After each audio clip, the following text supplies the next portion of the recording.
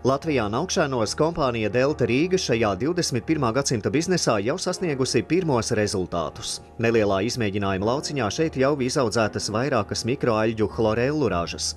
Pēc savām enerģētiskajām īpašībām aļģes ievērojami apsteidz citus izejmateriālus. Kaut gan to pielietojums ekonomikā vēl ir eksperimenta stadijā, tām pieder nākotne. Tā uzskata ne tikai zinātnieki. Šo ideju atbalsta arī daudzas pasaules ražotāju kompānijas. Japāņu Tokyo Gasco nolēmusi uzcelt eksperimentālo rūpnīcu, kurā no jūras aļģēm ražos elektrību. Kompānija Boeing paziņojusi par jūras aļģu izmantošanu avio degvielas ražošanā.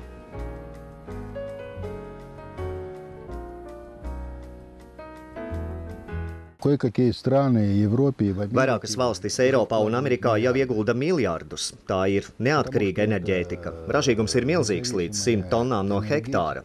Strādājam pie tā, lai palielinātu šos skaitļus. Tā ir barība cilvēkiem un dzīvniekiem. Paaugstinās dzīvnieku rezistence, tiem nav nepieciešams antibiotikas. Šodien tā ir ļoti aktuāla tēma. Biotehnoloģijas ir cilvēces progress.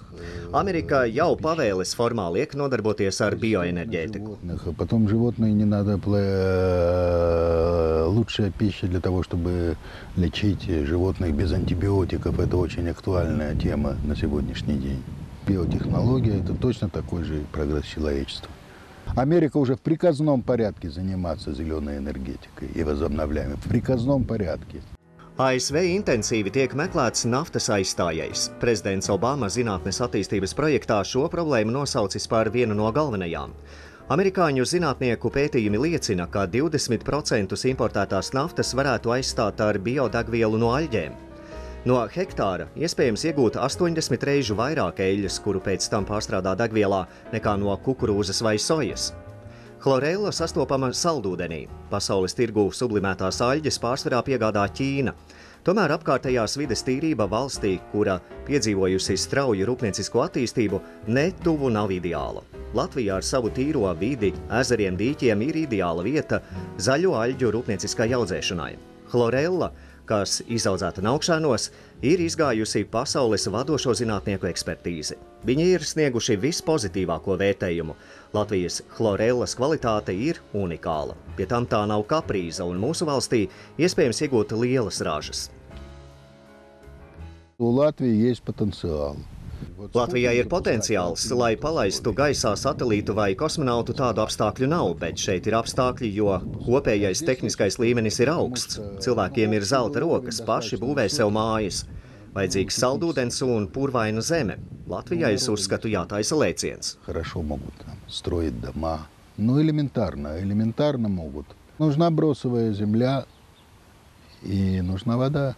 Такой вот рывок необходимо Латвии делать, на мой взгляд. Ar to pilnīgi pietiek, lai uzsāktu biodegvielas ražošanu no mikroaļģēm. Nav vajadzīga auglīga augsne.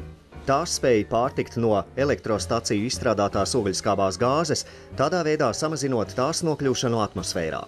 Tās mazina fosforu un slāpekli, visiem zināmus ūdens piesārņotājus.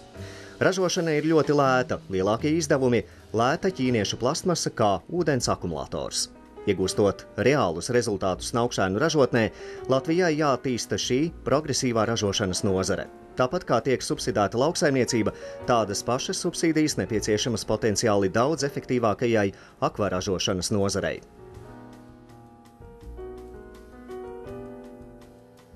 Katru dienu mēs iegūstam jaunus rezultātus. Salīdzinot ar šiem dīķiem, mēs jau 10 reizes esam pazeminājuši pašizmaksu, bet tas ir par maz.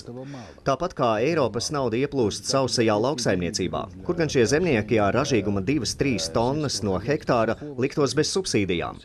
Mūsu ražīgums ir 100 tonnas no hektāra, ieguvums no hektāra minimums 3 līdz 5 tūkstoši eiro. Pie tā mēs strādājam. Tajā pašā laikā zemnieks, ja rapsis maksā 400 eiro par tonu un Latvijā vidēji savāc 2 tonnas, sanāk tikai 800 eiro plus izdevumi. Ogļskābās gāzes izmeši – tas arī ir cilvēces nākotnes uzdevums, un ar katru gadu tas izskan skaļāk. Konferences Polijā, visur.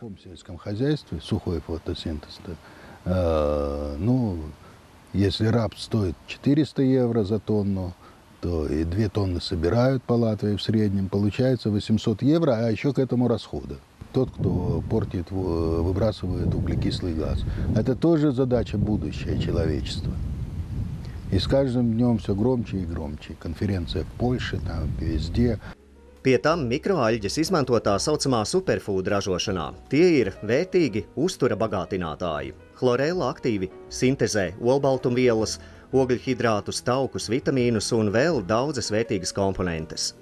Unikālā vienšūnu zaļā aļģe tiek uzskatīta par vienu no cilvēkiem zināmajiem augstvērtīgākajiem produktiem. Chlorellas sausā biomasa satur 50% olbaltumvielu, 30% ogļhidrātu, nepiesātinātos taukus un minerālus. Aļģes satura cilvēkam neaizvietojamās aminoskābes. Chlorella nodrošina veselu labvēlīgu efektu spektru. Tā uzlabo imunitāti, noņem sāpes, iznīcina smago metālu savienojumus, samazina asinsspiedienu. Unikālā superfūda ražošanas entuziasti uzstādījuši sev mērķi uzlabot visas Latvijas sabiedrības veselības stāvokli. Tas ir izdevīgi, perspektīvi, tā ir ekonomikas nākotne. Mūsu uzdevums ir būt pirmajiem unikāli noderīgā produkta radītājiem. Tā ir nākotnes barība, tā paaugstina imunitāti un kā katalizators veicina kuņģa darbību. Пища будущего, это помогает сжигать все жиры, накопленные ранее, заставляет работать как катализатор желудок. Šodien eksperimentālā ražotne, kurā Delta Rīga ieguldījusi desmitiem tūkstošu eiro, nestrādā. Neskatoties uz bioekonomikas milzīgo potenciālu, šīs perspektīvās nozares pamatlīdzēju pūliņi paliek bez Latvijas vadības atbalsta. Mīnus ir vadības deficīts vairāk nekas. Kāds Harvardā ir velti mācījies. Un interesanti, ka tieši Harvardā virs nacionālo struktūru pasaules galvaspilsētā, pasaules vadības galvaspilsētā mums neko nav iemācījuši. Struktūra miravoj stolica upravlения нас ничему не научили. Lai piesaistītu investorus, valdībai atliktu tikai piešķirt līdzekļus akvaražotnei 100 hektāru platībā. Šādu neliederīgu apvidu valstī ir atliku likām. Šai tehnoloģijai nav trūkumu. Tā ļauj vienlaicīgi risināt daudzas valstī svarīgas problēmas, tai skaitā enerģētiskās, ekonomiskās un sociālās. Mums jau vairs nav citas izejas. Nerunājot par to, ka cilvēki vairs nevar iekārtoties uz dzīvi rietumos, tauta turpina aizbraukt, bet šeit ir darbs. Sākumā jāparēķina, kāds ir ražīgums, jāiegulda nedaudz naudas. Pēc tam, kad būs izveidota 2-3 cilvēku komisija, var runāt konkrēti. Man jau ir puse noliktavas ar iekārtām no Ķīnas. Tas viss ir nākotnē. Man arī nav lielas vēlmes investēt naudu, nezinot noteikumus. Jāzina noteikumi, lai bizness strādātu. Investīcijas ir labas, ja bizness strādā, tad var atrast jebkuru naudu. Mums jau ir investīciju priekšlikumi. Нам нужны правила игры. Необходимо, чтобы это все поощрялось, для того, чтобы бизнес работал. Инвестиции хороши, когда бизнес работает. Можно найти любые деньги. И у нас, собственно говоря, есть предложения инвестиционные. Tāpat kā aļģu audzētavu Delta Rīga pirms 2 gadiem bija spiesta slēgt bioloģiskās dīzeļdegvielas ražotni. Pirmā Latvijas biodīzeļa ražotne nestrādā, lai gan šis produkts benzīna uzpildes stacijās bija pieprasīts. Pie tam ražotne nodrošināja ar darbu vairākus desmitus ciemu iedzīvotāju, piegādāja Naukšēniem silto ūdeni, ražoja elektrību.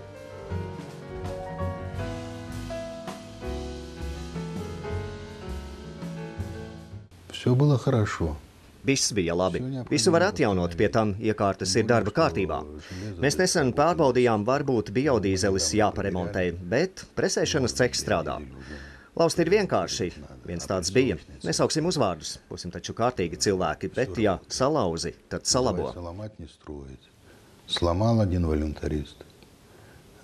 Не будем называть фамилии. Будем приличными людьми называется. Матом ругаться не будем. Поставь на место.